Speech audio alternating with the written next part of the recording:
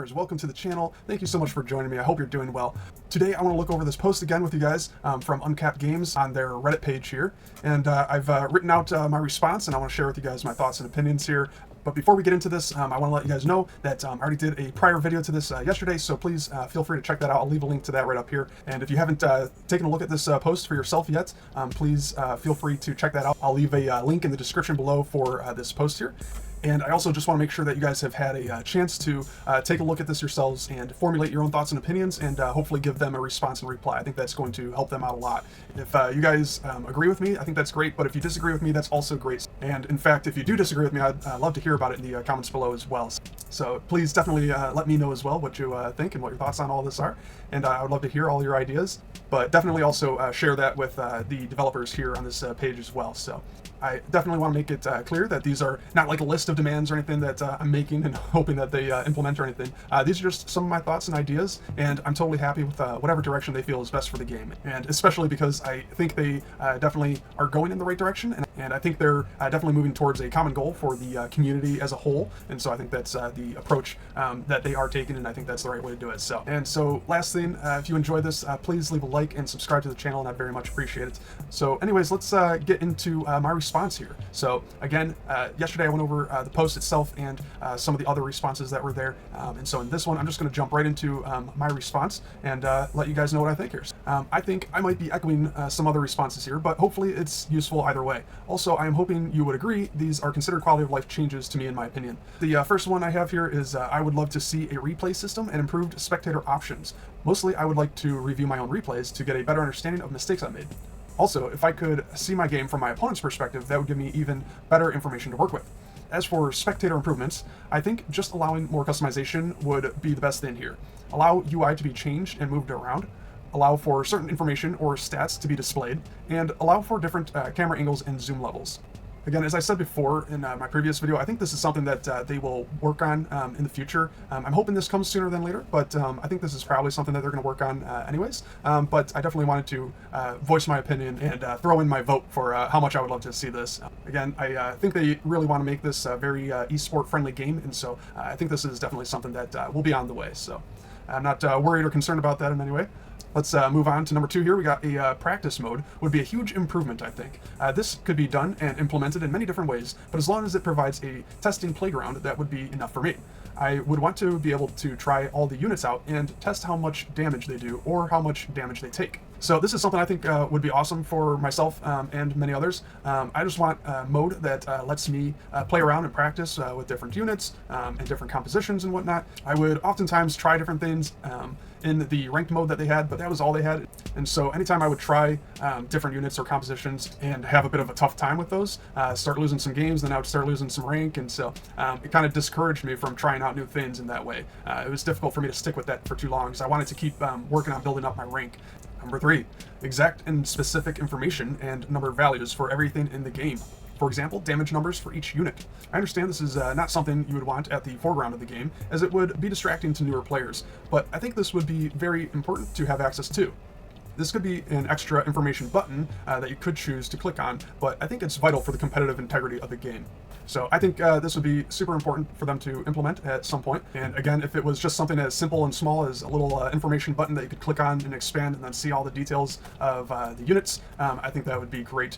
The more information you can give somebody without overwhelming them, will just be more beneficial to them in the long term. I think it gives you a better understanding of the game as a whole, I think so. Number 4, improved war credit and purchase system.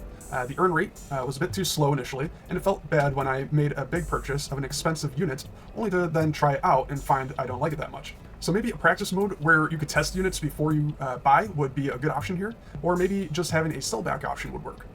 I don't know what the best solution here is, but I think this would be important, especially for newer players, so they don't feel like they are losing games because of this. This is definitely something that, as I was starting to learn the game and figure it out, I definitely felt this a lot. Now that I have more experience, I feel like I could start this journey over, and it would be a little smoother for me with my experience and skill that I've gained over time. I feel like I could do a lot better now with a lot less. However, as I'm starting out in the game, and kind of learning all this for the first time, I definitely felt like the system was lacking a bit, because I felt like the system itself was kind of holding me back from my potential. And so, I learned how to, deal with that, and I learned how to work around that for the most part. And, you could even say that maybe my learning experience was even maybe a little bit better even because of the restraints that I had.